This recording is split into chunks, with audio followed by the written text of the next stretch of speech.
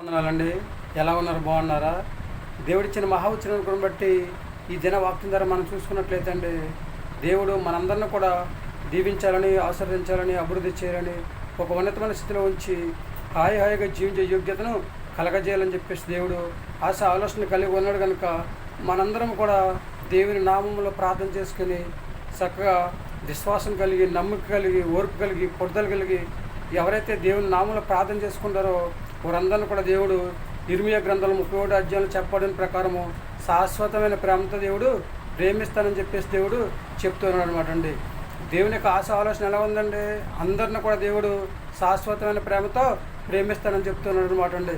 కనుక మనందరము కూడా దేవుని మాట విని ఆయన మాట ప్రకారం నడుచుకున్నట్లయితే 100% కూడా మనందరం కూడా శాశ్వతమైన ప్రేమతో దేవుడు ప్రేమించి ఆయన కృపచేత బలపరిచి చక్కగా ఎప్పుడు ఎక్కడ ఎలా సహాయం చేయాలో సహాయం చేసి మనం భూమి మీద ఏ విధంగా జీవించాలో, ఏ విధంగా నడుచుకోవాలో చెప్పేసి దేవుడు తెలియజేస్తూ ఉంటాడు అనమాట అండి.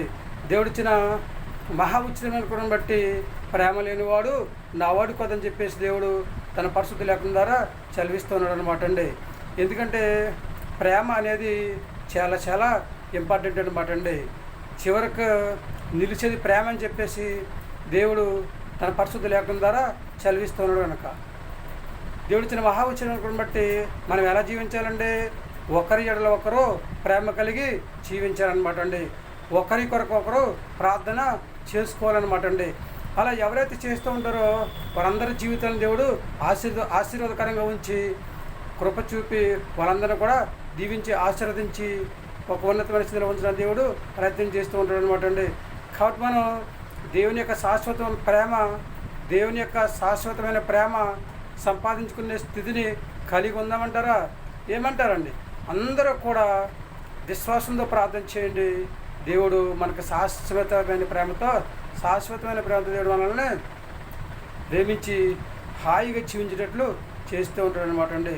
మనందరం కూడా దేవుని పిల్లలను కనుక చక్కగా అందరి కోసం ప్రార్థన చేయాలి, అందరూ దీవించబడాలి, అందరూ ఆశీర్వదించబడాలి, అందరూ అభివృద్ధి పొందాలని చెప్పేసి ఒకరి ఎడలో ఒకరు ప్రేమ కలిగి ఒకరికొరకు ఒకరు ప్రార్థన చేసుకుని ఎవరైతే జీవిస్తూ ఉంటారో వారందరి జీవితాన్ని దేవుడు ఒక ఉన్నతమైన స్థితిలో ఉంచడానికి దేవుడు ప్రయత్నం చేస్తూ ఉంటాడు. కనుక మరేమంటారండి?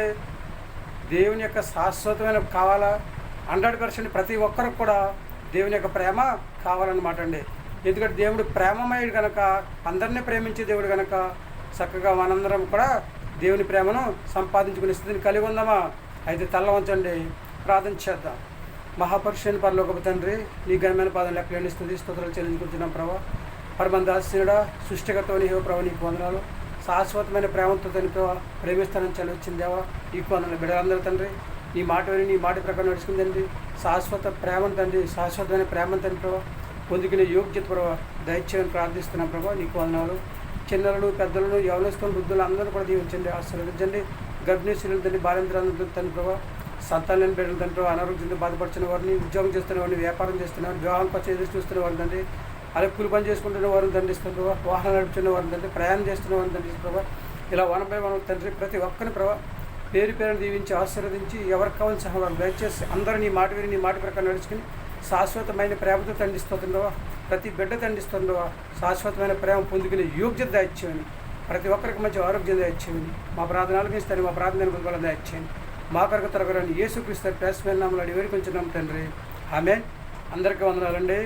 తిరిగి దేవుని ఆశీర్వాదాలు మీకు తోడుగా ఉండేను కాక, దేవుడు మిమ్మల్ని అందరినీ కూడా దీవించి ఆశీర్వదించను కాక, దేవుడు మనందరికీ కూడా శాశ్వతమైన ప్రేమతో మనందరినీ ప్రేమించి మనందరికీ తగిన సహాయం చేసి భూమి మీద మంచి ఆరోగ్యం దయచేసి ఆయన రాజ్యవారసుగా జీవించే యోగ్యతను సంపాదించుకునే స్థితిని కలగజేసి హాయిగా జీవించే యోగ్యతను మనందరికీ దయచేయను కాక, దేవుడు మనల్ని, మన పిల్లల్ని, మనకున్న సమస్తాన్ని కూడా దేవుడు దీవించి ఆశీర్వదించి ఒక ఉన్నతమైన స్థితిలో ఉంచి భూమి మీద మంచి ఆరోగ్యం దయచేసి హాయిగా జీవించే యోగ్యతను దేవుడు మనందరికీ దయచేయను కాక, ఆమె మరొకసారి దేవుడు మనందరినీ కూడా దీవించి శాశ్వతమైన ప్రేమతో మనల్ని ప్రేమించి హాయిగా జీవించే యోగ్యతను మనందరికి కూడా దయచేయను కాక, ఆమె. మీ ఆలోచన మీదేనండి.